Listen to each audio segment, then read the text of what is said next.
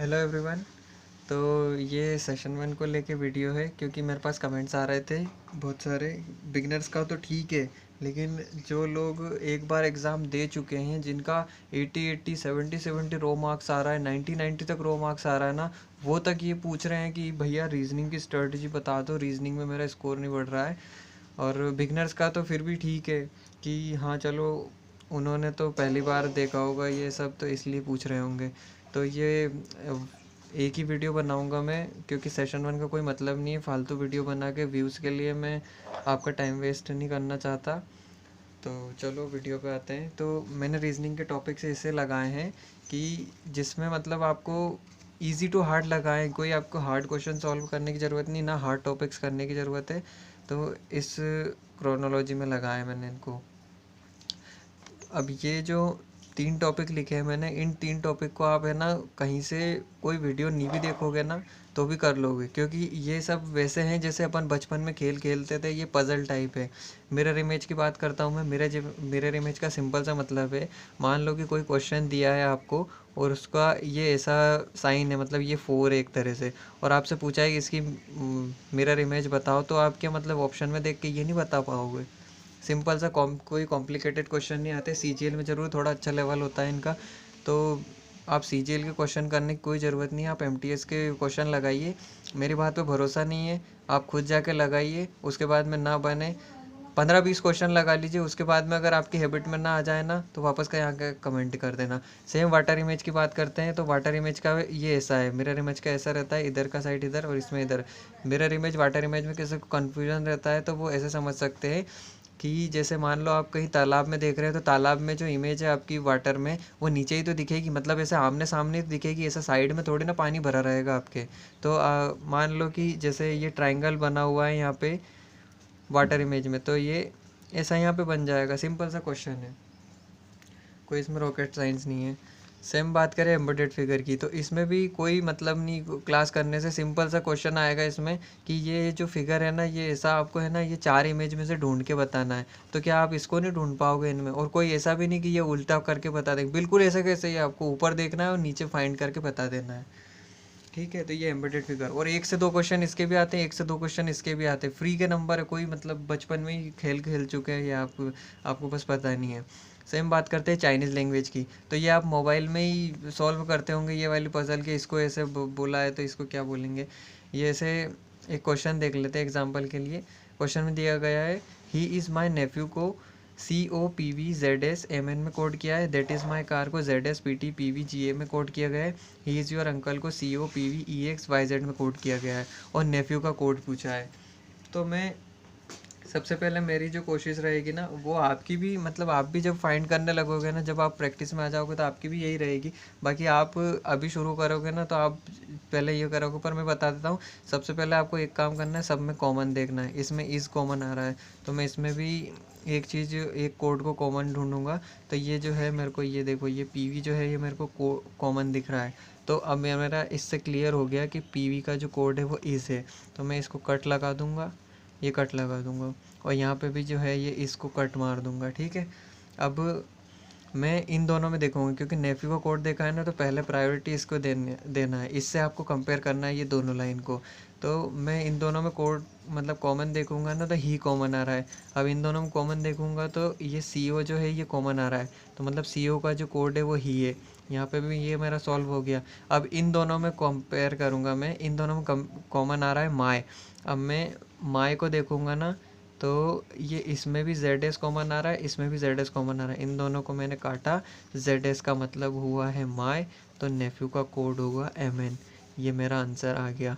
अब ये आप मतलब इसमें क्या 1-1 घंटे 2-2 घंटे का लेक्चर लेने की ज़रूरत है क्या आपको?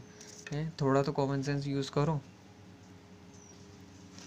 अब सेम आते हैं मैथमेटिकल ऑपरेशन पे। अब इसमें क्या बोलते हैं कि आपको बोर्ड मास के रूल की ज़रूरत है। बोर्ड मास के रूल की कोई ज़रूरत नहीं है, आप BO को हटा दीजिए, बस खाली ये 3 चीज़ याद, 4 चीज़ याद रख लीजिए। Division, multiplication, addition, subtraction.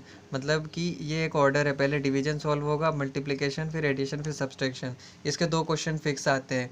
अब इसमें भी आपको है ना कोई ज़रूरत नहीं, कोई हार्ड क्वेश्चन करने की ज़रूरत नहीं है, बस एमटीएस के क्वेश्चन उठाने हैं। अब इनमें है ना 2-3 तरीके से क्वेश्चन आते हैं, जैसे कि प्लस को माइनस को बोल दिया गया है, इंटू को डिवाइड बोल दिया गया है, ऐसे। और मतलब ये साइन चेंज करने की बोल देगा, या फिर 2 इक्वेशन दे देगा कि इनको चेक करो। तो आपको ऐसे चेक करना है कि जैसे किसी को मैथ्स नहीं आती ना, तो आप एक काम कर सकते हैं कि जैसे ये 15 + 5 दिया है ना, तो आप इसको ये डिवाइड यहाँ मत लिखिए, ये यहाँ पे लिख लीजिए, ताकि आपको है ना ईजीली हो जाए। और पहले मतलब यहाँ पे अगर मान लो 18 दिया गया रहता, तो आप इसको 2 से इसको काट दीजिएगा, तो ये 9, तो आपकी सिंपल सी इक्वेशन बन जाएगी 9 + 5 - 9 × 3। तो आप आसानी से सॉल्व कर ले जाएंगे। और अगर किसी को लगे तो आप है ना मैथमेटिकल ऑपरेशन डालना वहाँ पे, और नहीं मत डालना, मैं अभी आपको है ना एक सोर्स बता दूंगा, उससे आपका हो जाएगा कवर। हाँ सेम। अब आते हैं इस पे नंबर वाले जो क्वेश्चन होते हैं, तो इनमें 4 तरीके से क्वेश्चन बनते हैं। एक तो नंबर सीरीज़ से, मतलब कि नंबर सीरीज़ बता देगा कि जैसे मान लो एक 1 दे देगा, फिर 4 दे देगा, फिर 8 दे देगा, तो ऐसा है। फिर इसके बाद में 16 दे देगा। तो ऐसे है ना, इनमें आपको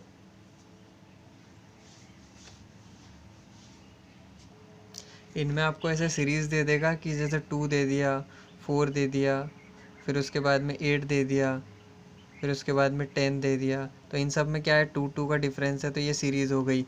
अगर मान लो अगर उसको कुछ देना हो, तो जैसे 4 दे देगा, उसके बाद में 9 दे देगा, 16 दे देगा, तो ये 2 का स्क्वायर है, ये 3 का स्क्वायर है, ये 4 का स्क्वायर है, ऐसे सीरीज़ दे देगा। मतलब कुछ भी एक नंबर मिस कर देगा, या फिर उसमें कोई पैटर्न चला देगा कि इसमें 2 का डिफरेंस है, 3 का डिफरेंस है, तो ये सेम ऐसे ही आ जाएगा।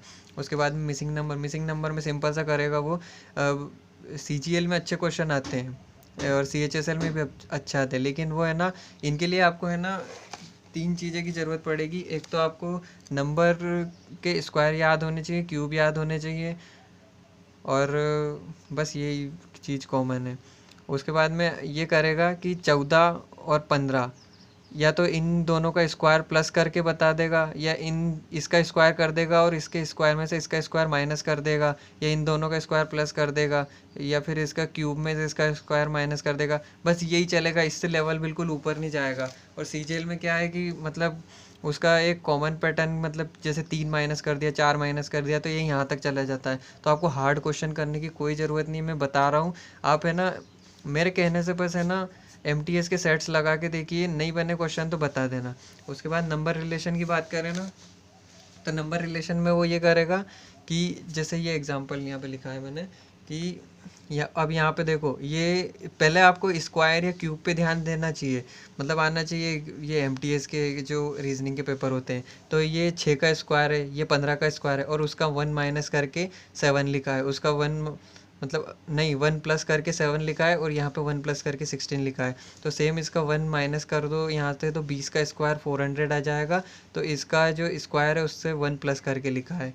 तो ये ऐसे आंसर ढूंढना है। सेम अगर वो ऐसे भी कर सकता था कि 7 × 5 + 1 कर दिया यहाँ पे, फिर 16 × 5 + 1, तो 81 भी हो सकता था। तो ऐसे मतलब जब आप 15 से 20 क्वेश्चन, 50 क्वेश्चन, कुछ टॉपिक में आपको ज़्यादा क्वेश्चन लगाने की भी ज़रूरत पड़ेगी, लेकिन ज़्यादा आपको इन पे ध्यान देने की ज़रूरत नहीं है। जैसे जैसे आप मॉक लगाओगे ना, तो अपने आप आपकी हैबिट में आ जाएगा। सेशन 1 में इतना ध्यान देने की ज़रूरत नहीं है।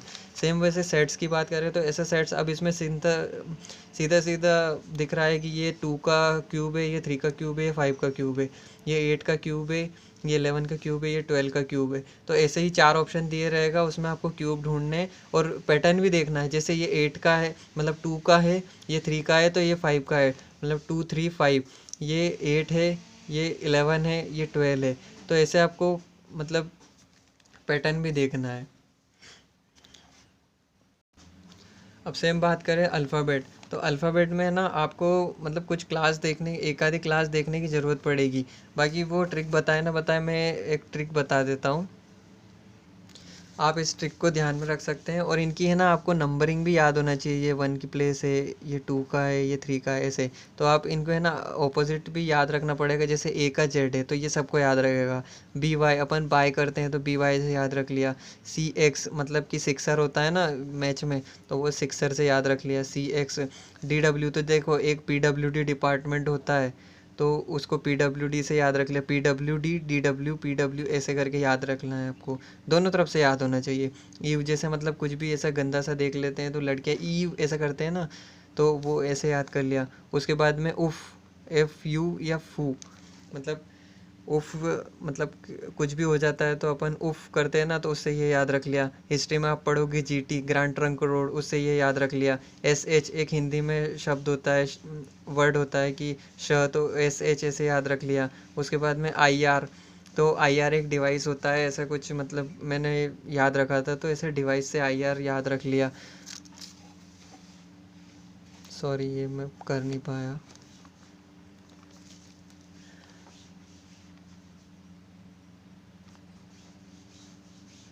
उसके बाद में जे, जेके मतलब जे का क्यू है ना, तो जैकलीन एक एक्ट्रेस से याद ही होगा, तो जैकलीन ऐसे याद कर सकते हैं आप। उसके बाद में के का क्या था, हाँ के, पी के मतलब पी के एक मूवी आई थी, तो ऐसे उसको पी के से याद रख लिया। एल ओ का मेरे को कोई ट्रिक नहीं बनी थी, तो मैंने ऐसे ही ओ, बस एल ओ ऐसे याद रख लूँ। और एम एन का अपने आप ऐसे ही याद हो जाएगा। अब इसके लिए ना कोई बड़े बड़े क्लास करने की ज़रूरत नहीं है। एक क्लास करोगे जिसमें मतलब, अब ऐसा तो नहीं है, प्रैक्टिस करोगे ना तभी होगा। आप भले ऐसे कितने भी क्लास देख लो, तो शुरू में थोड़ी प्रॉब्लम आएगी सही। और जो रिपीटर है ना भाई, उनको तो कोई मतलब नहीं क्लास करने से, बस अपने सेट्स लगाओ, क्योंकि आपको नॉलेज है कि क्या चीज़ आएगी क्या चीज़ नहीं आएगी। बस सेट्स लगाओ और अपना आराम से क्लियर हो जाएगा। रिलेशन की बात करें, ये अल्फ़ाबेटिकल रिलेशन में बात करेगा, तो ये पी को देखो, ये पी का ये U F, U W F D से इनका रिलेशन दिया है, तो सिंपल सा देख लो, ये +5 हो रहा है, ये +5 हो रहा है, ये +5 हो रहा है, तो ऐसे ही इसमें +5 +5 +5 करना है। अब ये नंबर कोड मतलब मेरे को ऐसा नाम पता नहीं है, लेकिन जैसे एप्पल को 25 कोड किया गया है, तो इसका ये होगा कि मतलब या तो इसने इसके जितने भी अल्फ़ाबेटिकल जो नंबर है, जैसे 1 है, ये इसका 16 है, तो इन सबको प्लस करके एक नंबर बना दिया होगा। तो ये इन सबको प्लस करके जैसे जोड़ ही लेते हैं, 16 16 32 33 35 38 और ये 50, तो ये देखो ये 50 बन रहा है, लेकिन इसका हाफ करके लिख दिया 25। अब सेम वो अगर उसको क्वेश्चन घुमाना रहा ना, तो वो ऐसा करेगा कि 50 मतलब 50 इसका टोटल आ रहा है, तो वो ऐसा करेगा कि ये इसके 5 जो अल्फ़ाबेट है ना, इसको माइनस करके इसका 45 दे देगा, इसका 5 करके 55 दे देगा।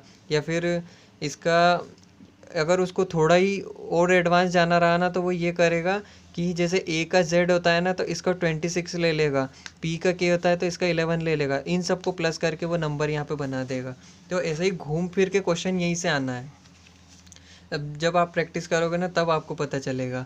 सेम बात करें तो अब ये जो 2 टॉपिक हैं, ये थोड़े है ना हार्ड पड़ते हैं, तो आप एक काम कर सकते हैं, पहले आप इनको मत उठाइए, इनको बाद में करना। सिटिंग अरेंजमेंट है ना, आप जैसे प्रैक्टिस करोगे ना, मैं एक जिसको ज़्यादा ही प्रॉब्लम आ रही है, तो वो एक काम कर सकता है, बलराम सर रीजनिंग करके हैं, तो आप उनके हैं ना 2023 के जो उनने सेट्स करा रखे हैं ना, वो सेट्स को आप करना चालू कीजिए। पहले रोज़ का मतलब आधा घंटा दीजिए या एक सेट रोज़ का कीजिए उन वीडियोस से। तो जैसे ही, या तो मेरा तो कहना है कि आप है ना 1 आध घंटा दीजिए उसको, और पहले वो जो क्वेश्चन करवाएं उन क्वेश्चन को पहले सॉल्व कीजिए, उसके बाद में उनका सॉल्यूशन देखिए। तो ऐसे करके क्या है ना, आपकी हैबिट में आ जाएगा। तो और जैसे ही आपके क्वेश्चन बनने लगे, कुछ कुछ हार्ड छोड़ के कि हाँ मेरे मैक्सिमम क्वेश्चन बन रहे हैं, बस वहीं से उस वीडियो को बाय बाय बोल देना, और अपना जो है वो रीजनिंग के से ना सेट्स लगाने लगना, पीवाई को लगाने लगना। बस यही है सेशन 1 आपको क्वालिफाई करा देगा। बाकी मैथ्स में देखो, मैथ्स तो मेरे को बिल्कुल इंटरेस्ट नहीं है, लेकिन फिर भी मैं 4 से 5 क्वेश्चन बना के आया था। और जैसे सिंपल इंटरेस्ट में अब इतना तो पता ही होगा, P/R/T, ये ऐसे बिल्कुल बेसिक मेथड से मैं क्वेश्चन बना के आया था, 3-4 क्वेश्चन मेरे बिल्कुल सही बने थे। बाकी देखो, जो सेशन 2 वो काम का है, उनमें आप जितना पढ़ोगे ना उतना ही आपको काम देगा। इसमें आप जितना टाइम खपा लो कोई मतलब नहीं निकलेगा। चाहे आप कितने ही अच्छा कर लो, 20 क्वेश्चन करके आओ, वो चेक 12 ही होंगे। 12 क्वेश्चन करोगे वही काउंट होंगे आपके। मैं तो मैथ्स बिल्कुल नहीं पढ़ता था। रीजनिंग पढ़ लो जिसको नहीं, और जिसका जिसका मैथ्स स्ट्रॉन्ग है, मतलब कि स्कूल में अच्छे से पढ़ा है, वो तो रीजनिंग भी मत करो, तुम्हारा बस मैथ्स के सेट लगाना चालू कर दो और आपका बिल्कुल कंप्लीट हो जाएगा। तो यही था आज के वीडियो के लिए। बाकी अगली वीडियो में मिलते हैं आपसे। Thank you. तो यही था आज के वीडियो के लिए। वीडियो अच्छी लगी हो तो लाइक करना और सब्सक्राइब कर लेना यूज़फुल वीडियो के लिए। जो भी आपको क्वेरी हो या कुछ बताना हो तो आप कमेंट कर सकते हैं। और चलिए, थैंक यू, आज के वीडियो के लिए इतना ही।